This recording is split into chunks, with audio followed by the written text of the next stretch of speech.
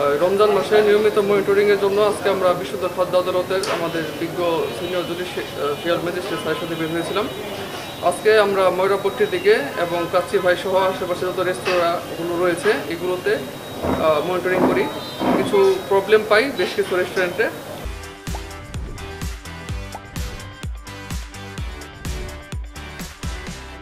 এগুলোর ভিতরে 3টাতে হচ্ছে আমরা মামলা দায়ের করবো, নিয়মিত মামলা, আর বাকি 2টাতে হচ্ছে তাদেরকে সতর্কতামূলক নোটিশ করা হয়েছে।